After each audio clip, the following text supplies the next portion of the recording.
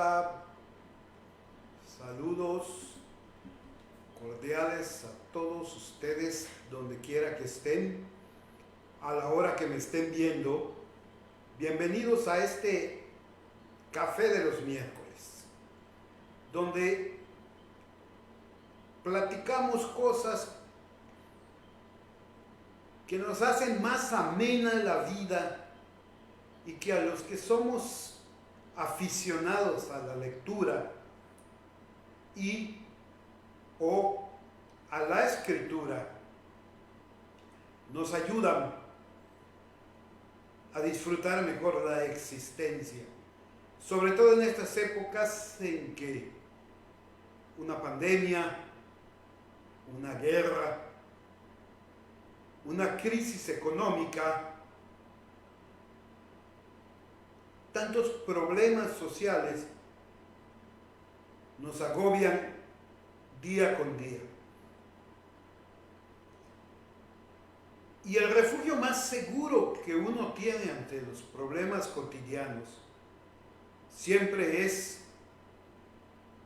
una buena obra literaria. Entonces, preparemos nuestro café, sirvámoslo y dispongámonos a pasar un breve rato de amena charla en este Café de los Miércoles. El día de hoy quiero aprovechar la oportunidad que me da el hecho de que hace 2 días, el 21 de marzo, fue el Día Internacional de la Poesía. Así como el hecho de que hace un par de semanas, el 8 de marzo, fue el Día Internacional de la Mujer. Para retomar estos temas en una figura donde se juntan lo mejor de la poesía y lo mejor de la mujer. Es importante considerar que no pretendo erigirme en un experto en el tema. Uno puede encontrar una buena cantidad de escritos, libros, videos, audios sobre esta señora, diciendo señora en el término de esta tremenda escritora, sino solo pretendo comentar algunos detalles, tal vez no muy conocidos, sobre ella, como una forma de presentarle mis respetos a su figura histórica y a lo que ella representa. Y me estoy refiriendo a la 10ª musa, Juana de Azuaje, que no de Asbaje como muchos la conocimos hace tiempo, mejor conocida como Sor Juana Inés de la Cruz.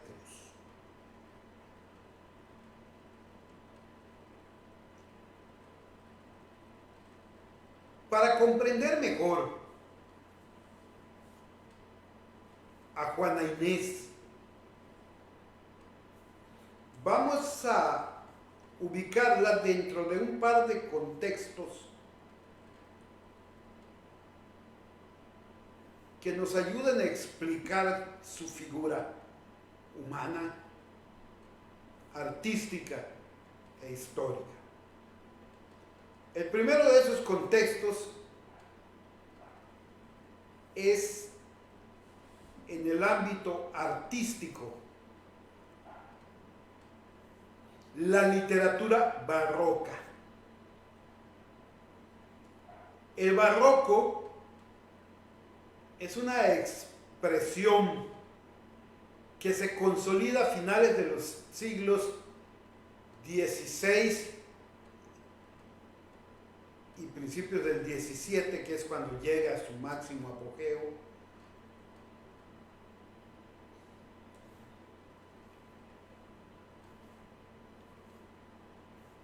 El siglo XVI estamos hablando de por los años de 1500.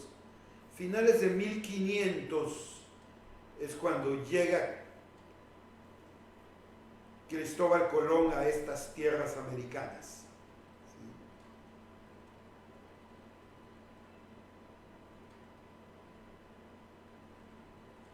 ¿Sí? Y el barroco se caracteriza porque los ideales platónicos clásicos van perdiendo fuerza y se abordan algunas otras temáticas, como el paso del tiempo, por ejemplo. Cambian las actitudes frente a la realidad respecto al humanismo del Renacimiento y empiezan a asomar tonalidades satíricas de tipo moralizante. Y en este nuevo ímpetu, la literatura barroca en especial, se caracteriza por mantener un interés en el detalle, en los efectos y en la exuberancia formal de esa época. Y en este orden de ideas, pues era propio el uso excesivo de las figuras literarias, como la adjetivación, la elipsis, la metáfora, el hiperbatón, la antítesis y la perífrasis.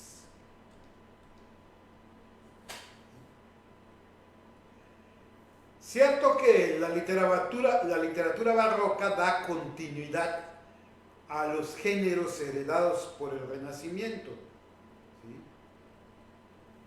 Pero hubo un desarrollo novedoso, en especial de las formas de la comedia y la tragicomedia de la dramaturgia,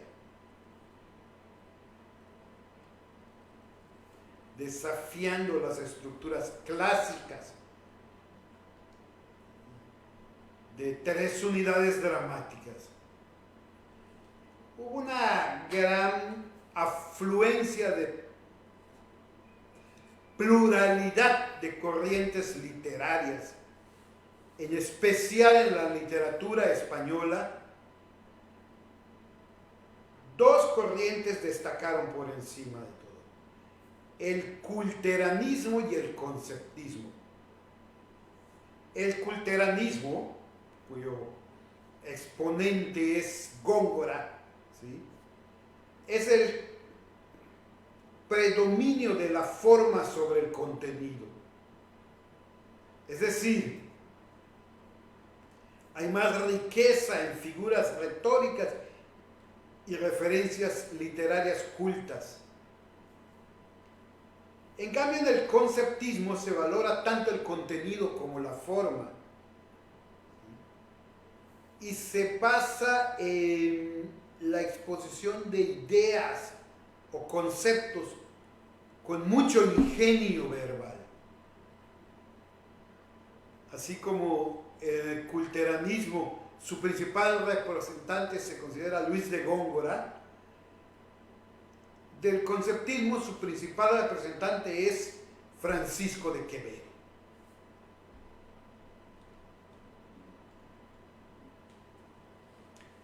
El otro ámbito que debemos ubicar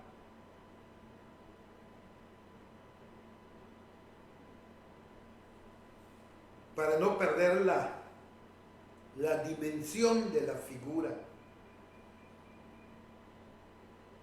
de la 10ª musa es su temporalidad.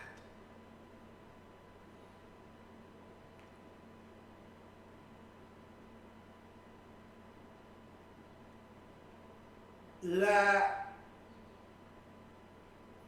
figura de Sor Juana Inés de la Cruz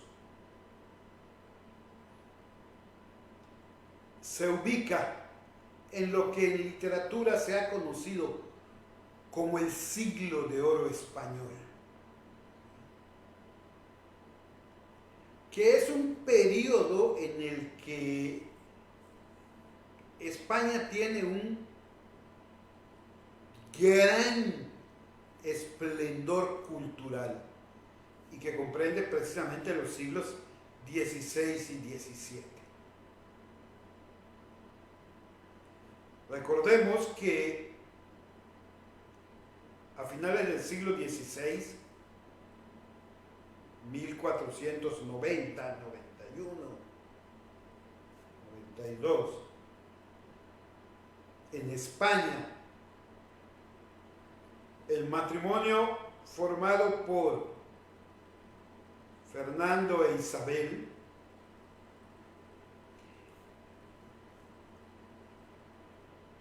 logran recuperar el último reducto árabe en la península y sacar a los árabes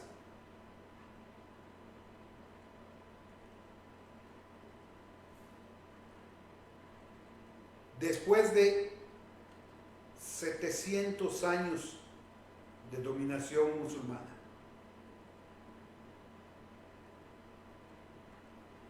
Y fue esta hazaña la que hace posible la expansión de las fronteras del imperio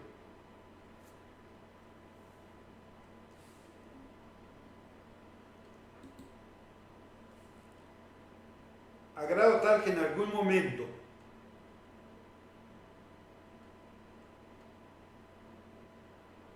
pudo el rey decir: en mis dominios no se oculta el sol, haciendo referencia precisamente al hecho de que siempre en alguna parte del imperio español era de día.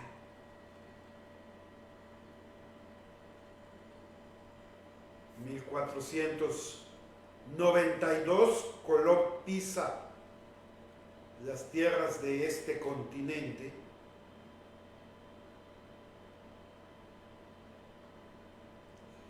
y empieza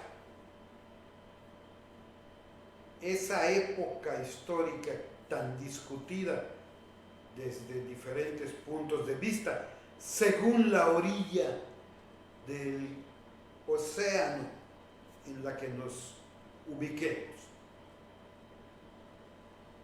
No vamos a discutir si fue conquista, si fue civilización, si fue encuentro de dos mundos, si fue bueno, si fue malo.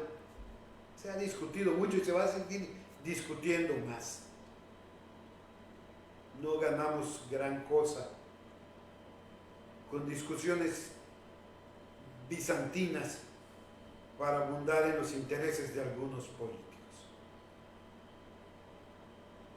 Lo que sí es que tenemos que entender algunas de las características de esa época.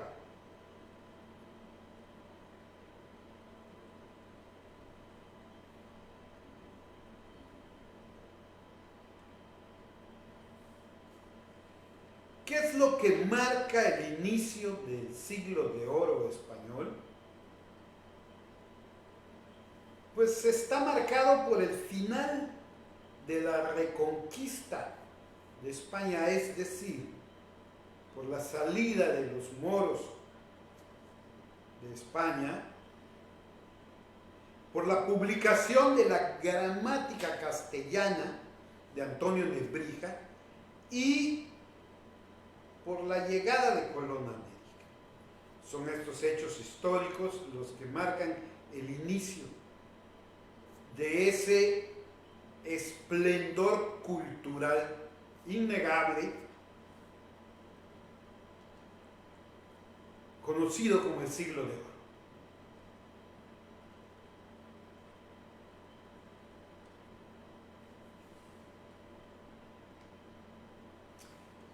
Y el fin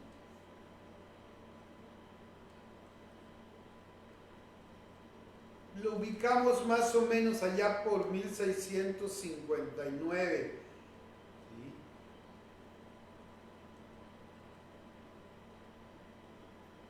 ¿Sí? 60, 1680, cuando fallece Calderón de la Barca en 1681, se firma en 1659 entre España y Francia el Tratado de los Pirineos. Recordemos que en aquella época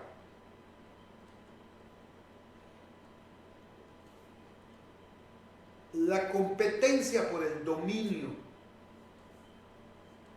del mundo conocido por los europeos estaba dada entre Francia, Inglaterra, España, Portugal, pero básicamente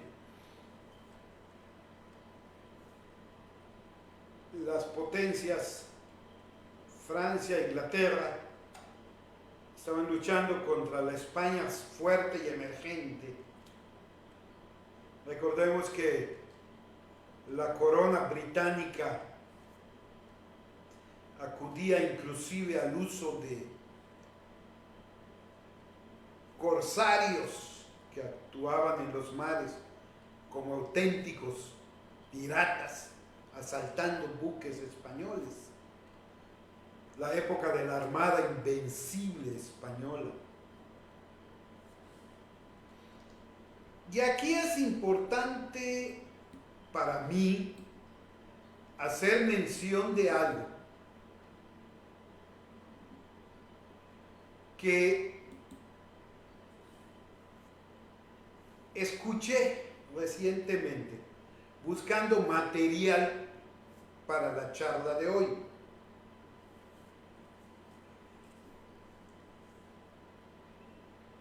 Algún personaje por allá decía: si no hubiera existido Hernán Cortés, no hubiéramos tenido a Sor Juana Inés. Digo, la historia no se discute. En la historia no existen los hubiera. Es un absurdo pretender justificar estas cosas a partir de expresiones como esa. No voy a decir el nombre del personaje, pero hay un video en YouTube sobre ello y hay un podcast en algún lado donde lo dicen. Eso es tan válido como decir: si no hubiera existido Hernán Cortés, no hubiera existido la Mataviejitas.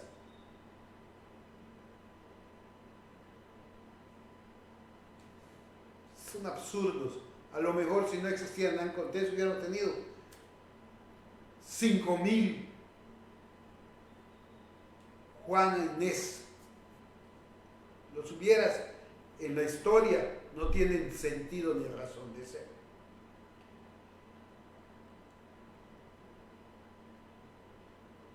Poco después de cumplidos los 100 años de la muerte de Hernán Cortés,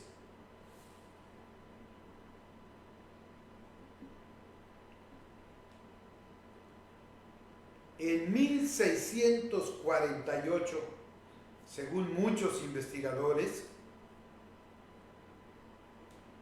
o 1651 algunos, en un lugar del Estado de México llamado San Miguel Nepantla,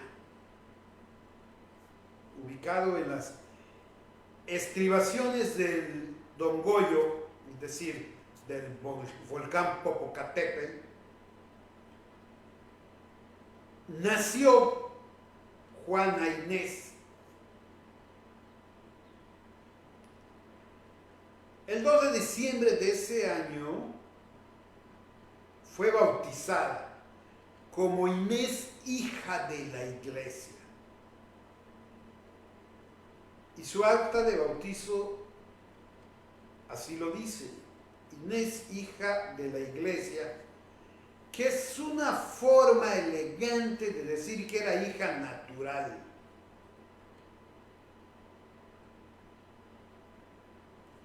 En el siglo XX, Guillermo Ramírez encontró el acta de bautismo de Inés, hija de la iglesia, en la iglesia de Chimalhuacán.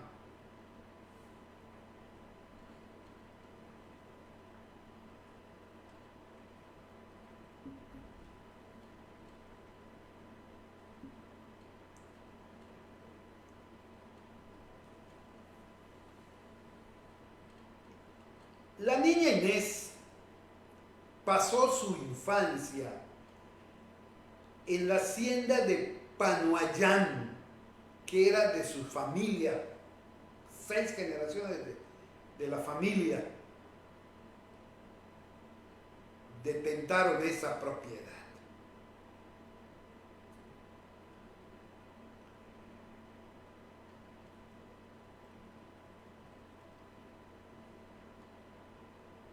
Su mamá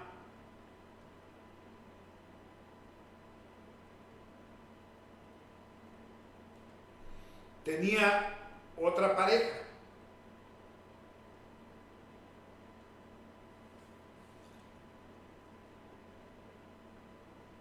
Y de lo muy poco que se sabe y otro poco de lo que se puede colegir acerca de su infancia, Inés se refugia en la figura del abuelo,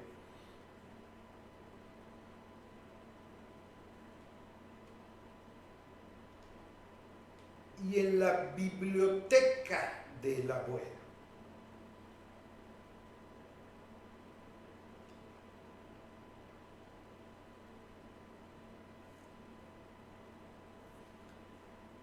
Octavio Paz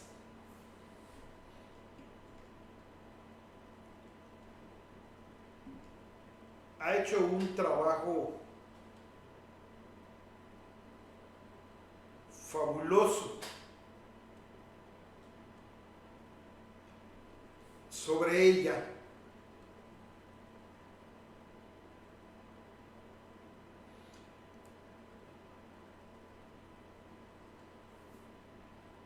Y nos comenta que su infancia pasó entre 3 figuras,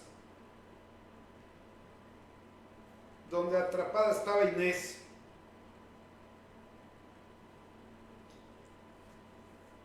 como inscrita en un triángulo.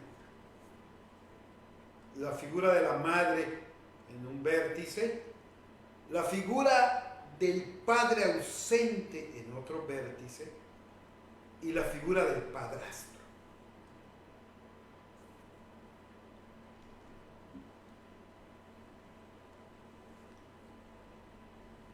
Y en este triángulo es donde Inés empieza a mostrar las características de su personalidad, que poco a poco fueron acentuándose para hacerla lo que ella es.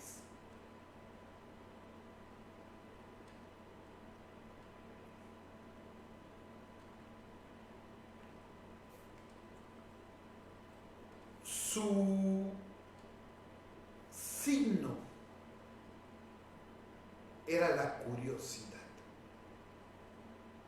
Era una niña curiosa. Y en consecuencia, era una niña solitaria, una niña que jugaba sola.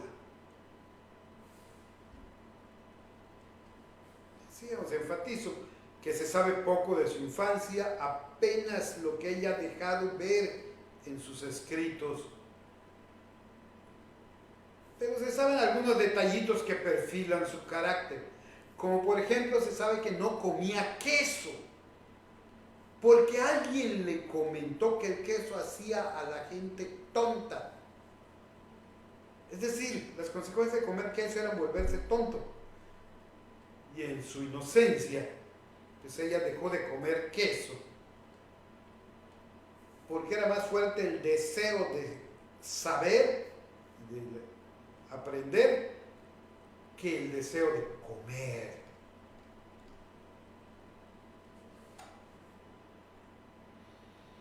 En el año de 1656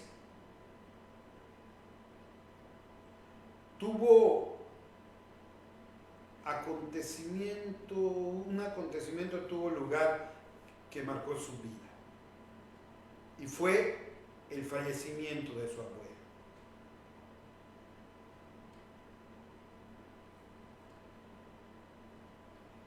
Esto representó un hito en la infancia de Inés, porque ella, gracias al abuelo, vivía en la biblioteca devorando cuanto libro tenía el abuelo. Había aprendido a leer a los 3 años de edad. Pero esta desaparición de la figura del abuelo, junto con la llegada de una nueva pareja de su madre, nos explican que ella haya tenido que ir a vivir arrimada a casa de unos parientes ricos, los Mata, en la Ciudad de México.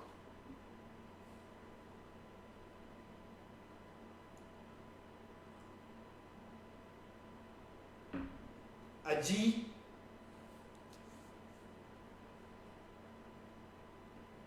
aunque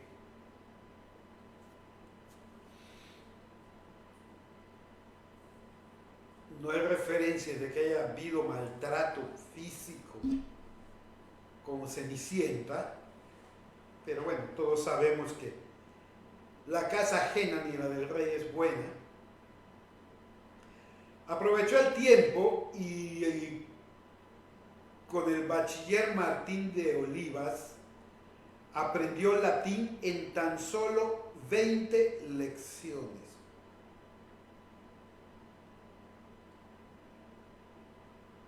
Sin embargo, seguía siendo una persona caracterizada por la soledad.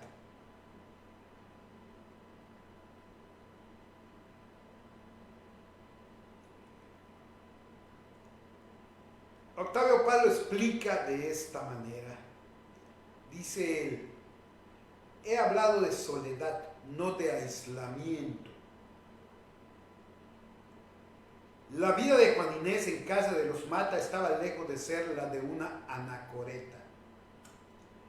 Ella descubrió que podía estar sola en el bullicio del mundo.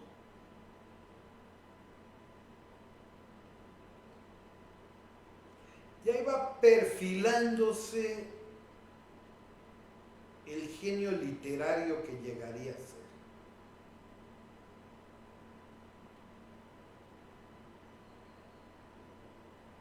Una actividad que hay que practicar a solas es la literatura. Leer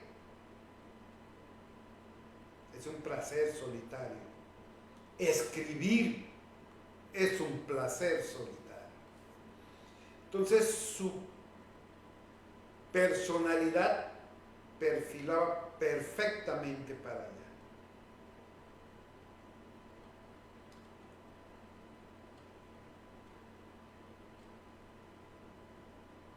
Y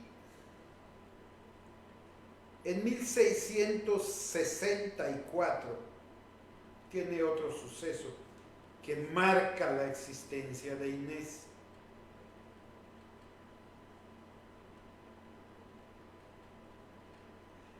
Como a los 16 años aproximadamente, conoce a la virreina Leonor de Carreto y entra a su servicio a instancias de sus parientes y con placer por parte de ella, entra a su servicio.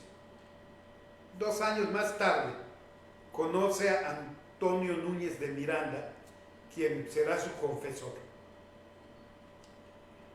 ¿Por qué es importante esta relación entre ella y la virreina?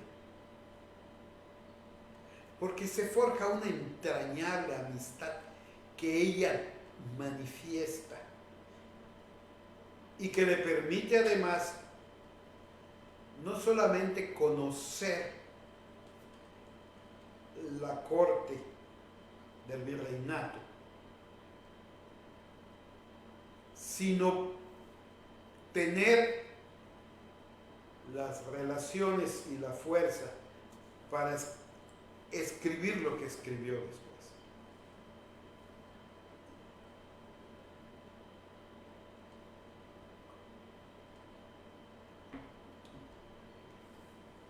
El 14 de agosto de 1667,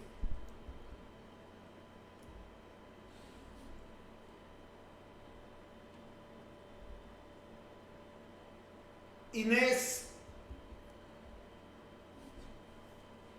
toma una decisión muy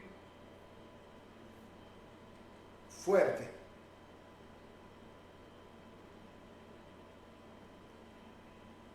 Solicita ingresar a la orden de las Carmelitas Descalzas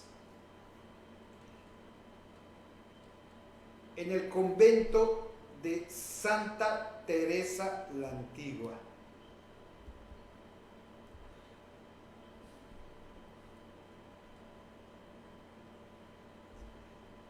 Esta decisión la sostuvo por 3 meses, pero no aguantó las condiciones de extremo rigor de la vida en la orden y el 18 de noviembre solicita su salida. Sin embargo,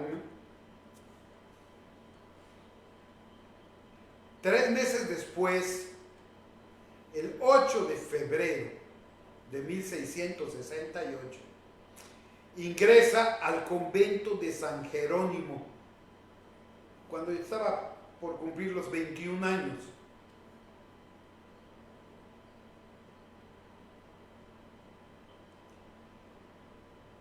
La pregunta es, viviendo en la corte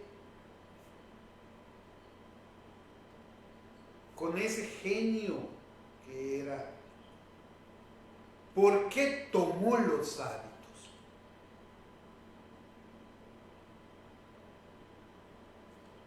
¿Por qué decidió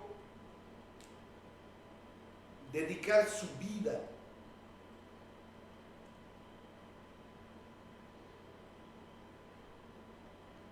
a la divinidad? Ella lo explica más tarde en un escrito donde dice: para la negación total que tenía al matrimonio, era lo menos desproporcionado y lo más decente que podía yo elegir, que era de querer vivir sola, de no querer tener ocupación obligatoria que embarazase la libertad de mi estudio, ni rumor de comodidad que impidiese el sosegado silencio de mis libros.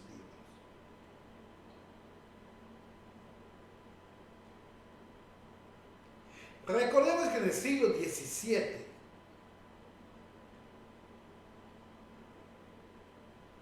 la sociedad novohispana solo le permitía a una mujer escoger entre dos caminos: el matrimonio o los hábitos. Es decir, casarse con un varón o casarse con Dios, servir a su marido o servir a su Dios. Pero era una vida de servidumbre, rodeada de lujos o de carencias. No dejaba de ser una vida de servidumbre.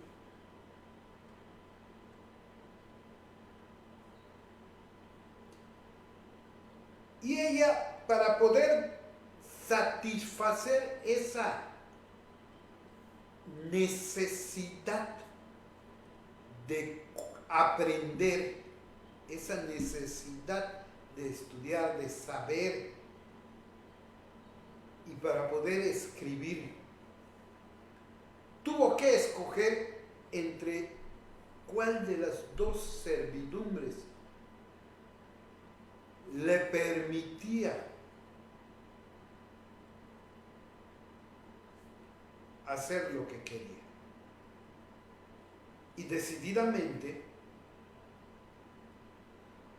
el matrimonio no se lo iba a permitir.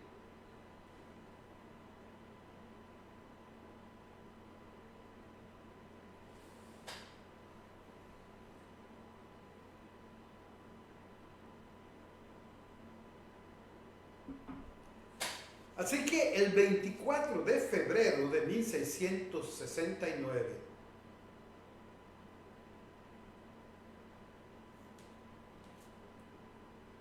ya tuvo lugar su profesión de fe en el convento religioso de San Jerónimo.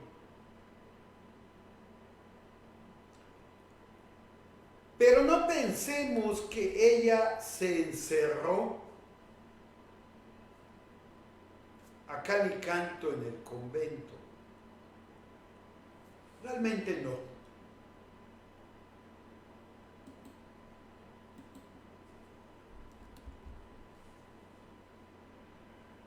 Su celda, que por cierto era de 2 pisos, fue una biblioteca, una sala de música, un gabinete de curiosidades y un estrado. Allá en el claustro de San Jerónimo leyó, conversó y escribió. Por cierto, como curiosidad, también escribió música. No tenemos más que evidencias porque se han perdido sus obras, pero por sus relaciones con la virreina,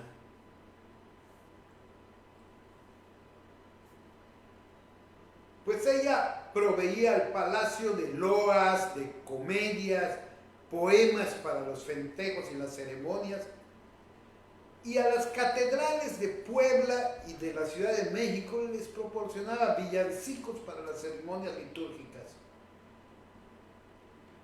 Y todo eso a ella le prodigaba no solo beneficios económicos, sino prestigio e influencia.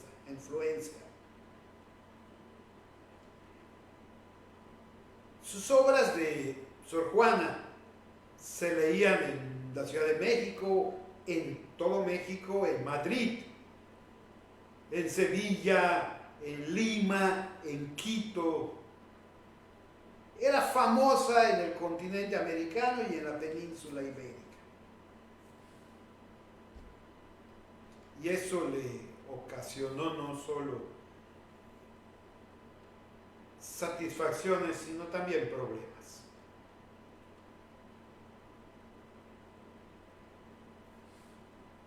No vamos a desglosar su obra,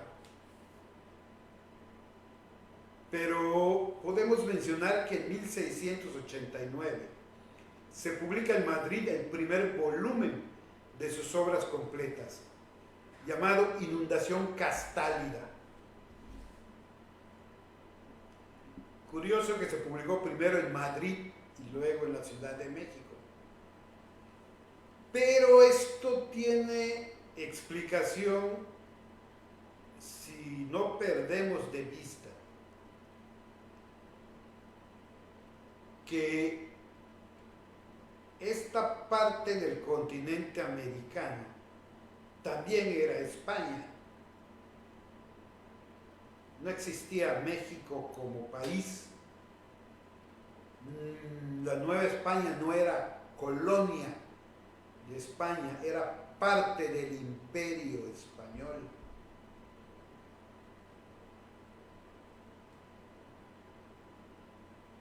Y el centro de gobierno seguía siendo Madrid, aunque la Ciudad de México era tan importante como lo fuera Madrid, París, Londres o Lisboa.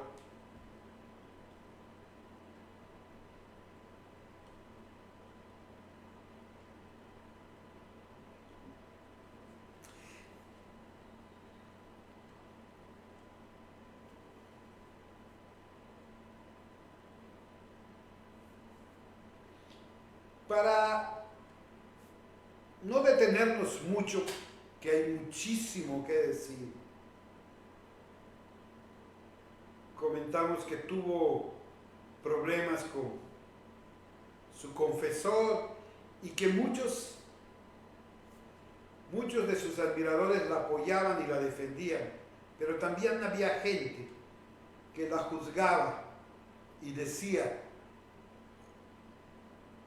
que la literatura no era una actividad propia de las mujeres. Y ella, con gran elegancia y agudeza literaria, defendía su derecho como mujer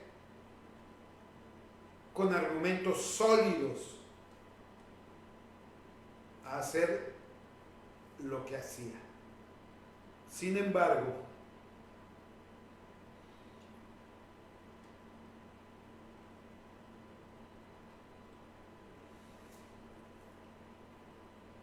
en 1693 tuvo que bajar el ritmo de su actividad literaria y dedicarse más a las labores del convento hasta que el 17 de abril de 1695 falleció víctima de una epidemia que se dio dentro del convento de San Jerónimo. Ella se dedicó con atingencia a cuidar y a ayudar a sus hermanas en ese trance, pero se contagió y falleció.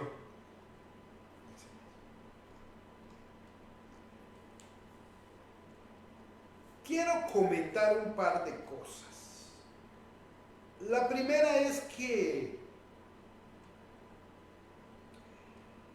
en el 2017, en un libro titulado Una mar ardiente, poemas a la virreina, de la editorial de Flores Raras, Sergio Telles Pons reúne los poemas de amor que Sor Juana le escribió a María Luisa Gonzaga Manrique de Lara, condesa de Paredes, que era la virreina en su momento de mayor esplendor.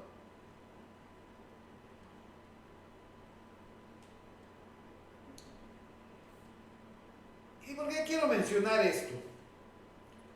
Porque Telles Pons sugiere en el libro el hecho de que Sor Juana sentía por la virreina un amor auténtico y apasionado, lloroso, rendido de abnegación o espinoso de celos y de sentimientos encontrados.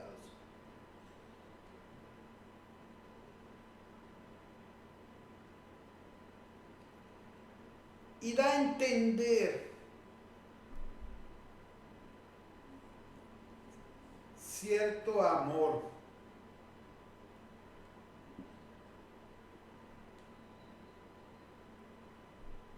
que hoy llamaríamos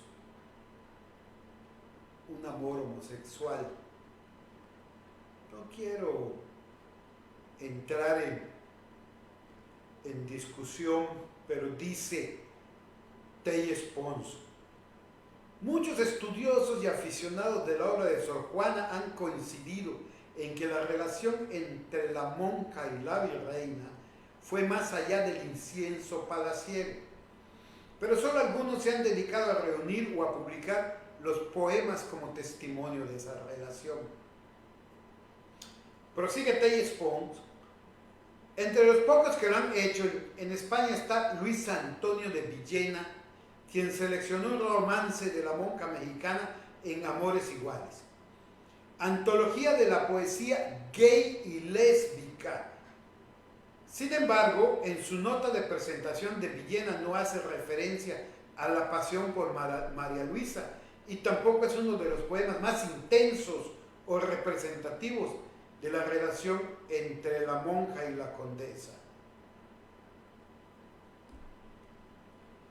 Y dice Sergio Telles Pons al diario El País en una entrevista que se le hizo con motivo del libro: existen casi 50 poemas y sonetos escritos por Sor Juana y dedicados a María Luisa que confirman su romance.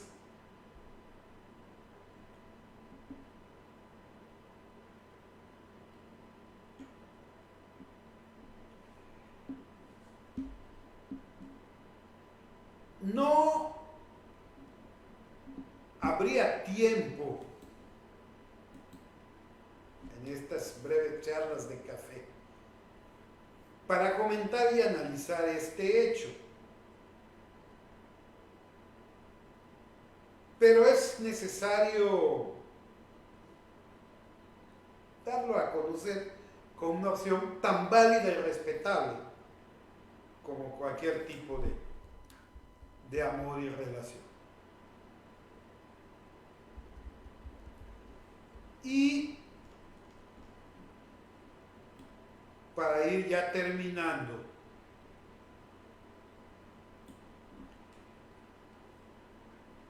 antes de que se enfríe el café,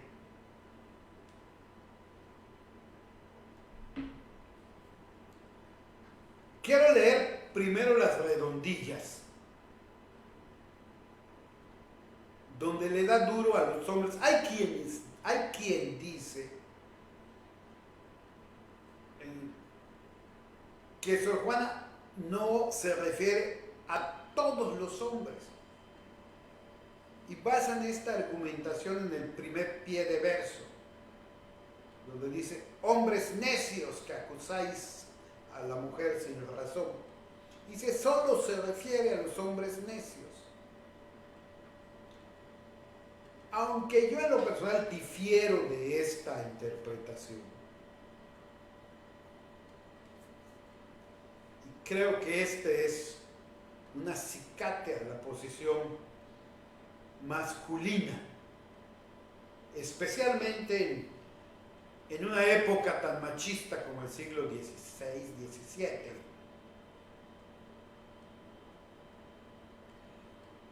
Pero quizás sus versos más famosos, las redondillas, donde le da duro a los hombres por esa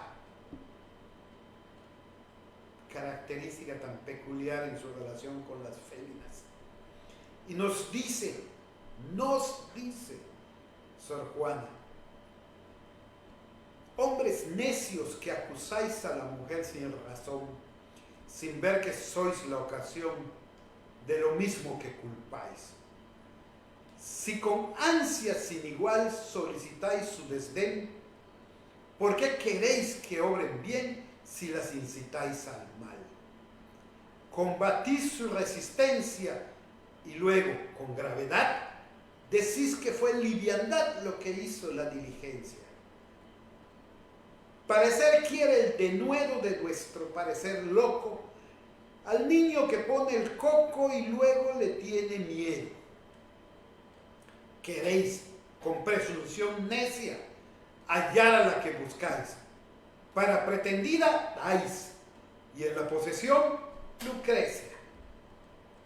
¿Qué humor puede ser más raro que el que, falto de consejo, él mismo empaña el espejo y luego siente que no esté claro? Con el favor y desdén tenéis condición igual, quejándoos si os tratan mal, burlándoos si os quieren bien. Siempre tan necios andáis que con desigual nivel a una culpáis por cruel y a otra por fácil culpáis. Pues ¿cómo ha de estar templada la que vuestro amor pretende, si la que es ingrata ofende y la que es fácil enfada? Mas entre el enfado y pena que vuestro gusto refiere, bien haya la que no os quiere y quejaos enhorabuena. Dan vuestras amantes penas a sus libertades alas, y después de hacerlas malas, las queréis hallar muy buenas. ¿Cuál mayor culpa ha tenido en una pasión errada? ¿La que cae de rogada o el que ruega de caído? ¿O cuál es más de culpar, aunque cualquiera mal haga? ¿La que peca por la paga o el que paga por pecar?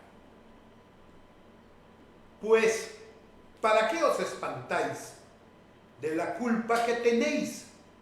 ¿Querer las cuales hacéis o hacer las cuales buscáis? Dejad de solicitar y después, con más razón, acusaréis la afición de la que os fuere a rogar. Bien con muchas armas fundo que lidia vuestra arrogancia, pues en promesa e instancia juntáis diablo, carne y mundo. Como podemos ver aquí, fustiga esa actitud de los hombres para con las mujeres, que alguien alguna vez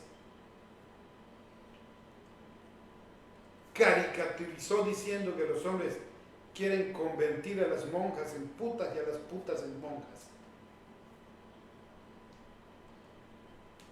Sin embargo, no solo a las mujeres fustiga con su aguda satírica.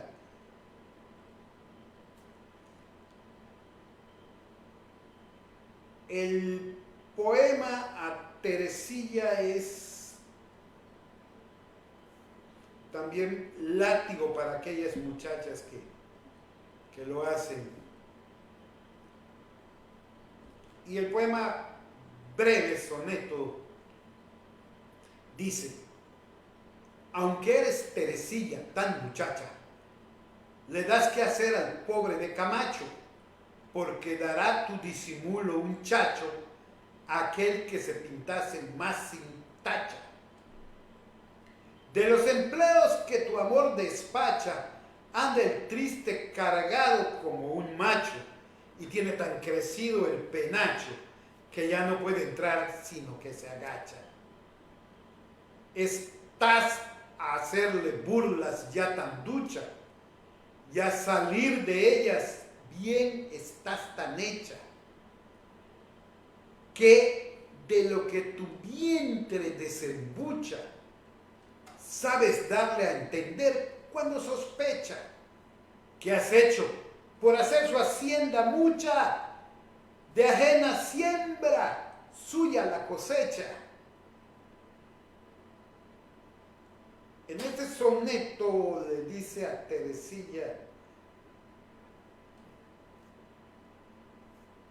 acostumbrada ponerle cuernos al marido, burlarse de él, haciéndole además cargar con los hijos de otro, lo que realmente está haciendo. Y con estas dos muestras de la maravillosa obra de Sor Juana,